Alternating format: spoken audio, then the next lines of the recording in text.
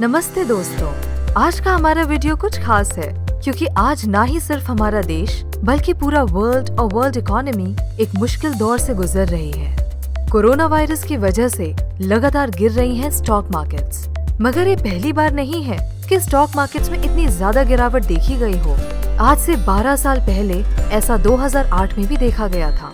Of course उसकी वजह कोई वायरस नहीं बल्कि अमेरिका के बैंक्स द्वारा दिए गए फॉल्टी लोन्स थे, जिसको अब हम 2008 की लेमन ब्रदर्स क्रैश मार्केट के नाम से जानते हैं। सन 2008 के मार्केट क्रैश को समझने के लिए पहले ये समझना जरूरी है कि बैंक्स पैसा कैसे कमाते हैं।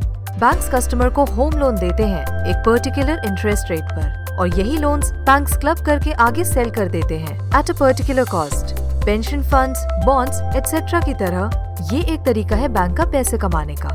अब आते हैं 2008 के मार्केट क्रैश की वजह पर। अमेरिकन बैंक्स अपने फॉरेन फंड्स को इंटरेस्ट इनकम जनरेट करने के लिए इस्तेमाल करना चाहते थे, तो उन्होंने लोअर इंटरेस्ट रेट पर होम लोन देना शुरू कर दिया। लोअर इंटरेस्ट रेट्स की वजह से अमेरिकन सिटीजन्स ने रियल एस्टेट में इन्वेस्ट करना शुरू कर दिया। लोगों को घर बनाना आसान लगने लगा और इसी वजह से इन्वेस्टर्स का इंटरेस्ट भी रियल एस्टेट में बढ़ने लगा।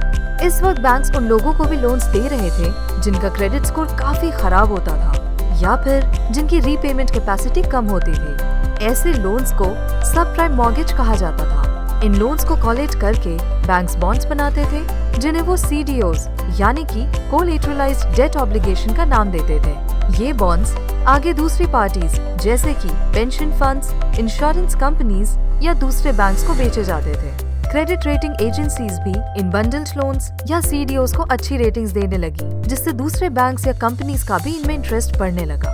CDOs फेल होने पर नुकसान ना हो, इसके लिए ये कंपनीज इन CDOs को इंश्योर करने लगी।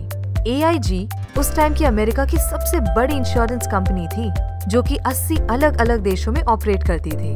AIG ऑलमोस्ट $1 ट्रिलियन की कंपनी बनने वाली थी। AIG इन खराब रेटिंग वाले CDOs को इंश्योर कर रही थी। AIG की वजह से कंपनीज के CDOs फेलियर का रिस्क बिल्कुल खत्म सा हो गया था। ये इंश्योरेंस AIG और उन CDOs खरीदने वाली कंपनीज दोनों के लिए विन विन सिचुएशन थी। करीब 5 साल में इन CDOs की इंश्योरेंस से AIG का एनुअल प्रीमियम कलेक्शन करीब $3 अरब तक पहुंच गया। मगर ये फैक्ट है कि जितने की इंश्योरेंस एक कंपनी इंश्योर करती है, उसके पास उतना ही सफिशिएंट फंड या एसेट्स होना चाहिए ताकि किसी खराब सिचुएशन में वो ये अमाउंट पे भी कर सके। पर शायद AIG ने इस बात का ध्यान नहीं रखा, शायद इसलिए क्योंकि उन्हें लगा कि हाउसिंग मार्केट कभी नहीं गिरेगी।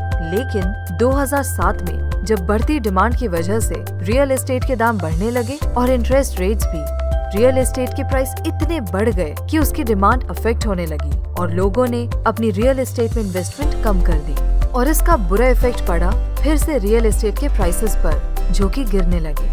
एक्चुअली रियल एस्टेट प्राइसेस इतने शार्पली गिरे कि कई बोरोअर्स जिन्होंने लोन लेकर घर खरीदा था, उनके घर की कीमत उनके लोन से काफी कम हो गई और सब प्राइम लोन बोरोअर्स को अपनी EMI देना मुश्किल लगने लगा और वो EMI में डिफॉल्ट करने लगे। ये डिफॉल्ट्स इतने बढ़ गए कि CDOs फेल होने लगे। लार्जली सारे बैंक्स AIG पर डिपेंडेंट थे और तब AIG को रियलाइज हुआ कि उसके पास तो इतने एसेट्स ही नहीं है जितने क्लेम्स आने लगे हैं। जैसे AIG क्लेम सेटलमेंट में डिक्लाइन आने लगा, वैसे ही सारे बैंक्स की वैल्यूएशन में भी। इसमें सबसे ज्यादा इफेक्ट हुआ अमेरिका का बैंकिंग सिस्टम और 15 सितंबर 2008 को अमेरिका के सबसे बड़े इन्वेस्टमेंट बैंकर्स में से एक लेमन ब्रदर्स ने बैंकरप्सी डिक्लेयर कर दी। क्योंकि AIG इतनी बड़ी इंश्योरेंस कंपनी थी जिसके वर्ल्ड वाइड लगभग सारे बैंक्स के साथ पॉलिसीज थी, ये सब एक वेब की तरफ फैल गया और बैंक्स AIG के फेलियर से अफेक्ट होने लगे। स्टॉक ट्रेडिंग फ्रीज होने लगी और मार्केट्स क्रैश करने लगी। DOW अपने सबसे निचले स्तर पर बंद हुई 2009 में। इस रिसेशन को संभालने के लिए फेडरल बैंक ने कई मेजर्स लिए और कुछ ही सालों में स्टॉक मार्केट्स फिर से संभली। तो ये थी कहानी 2008 से 9 के स्टॉक मार्केट क्रैश की। कैसी जरा सी मिसमैनेजमेंट पूरी दुनिया की इकोनॉमीज को हिला देती है ना।